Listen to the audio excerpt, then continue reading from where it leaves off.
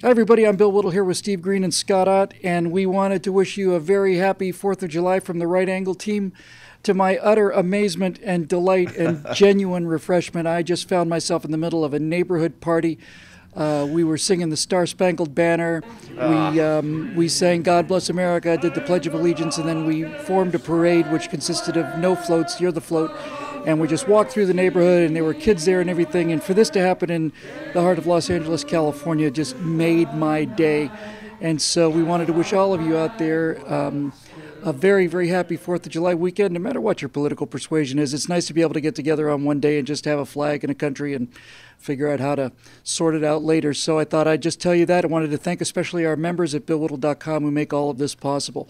What about you guys? You got something going on? Yeah, well, nothing going on. It's just been, family and food and beer and all the great things that we get to do on our Independence Day. But, the genius of the founders was they were fighting for their rights as Englishmen and made this huge philosophical leap that they were fighting for the rights of all men. In the last 241 years, I guess, we made a lot of progress towards expanding what they built on. We backslid in some other ways, but they left us the foundation to expand that liberty, and it's our responsibility to keep that up. So that's my pledge every year on July 4th. Hooray.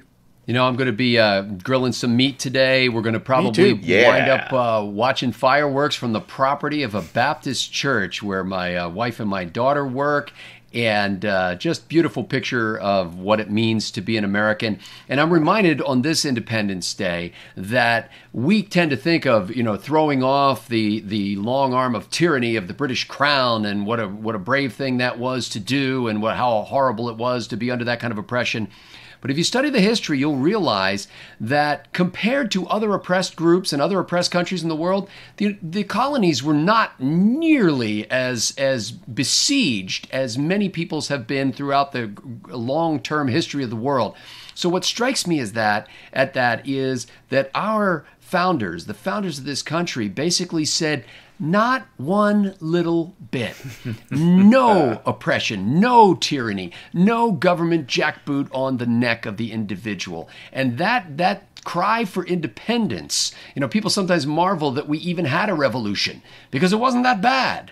A little bit of tax here, a little bit of quartering of troops there. And the British were gentlemen in many respects. But we said, not even a little bit.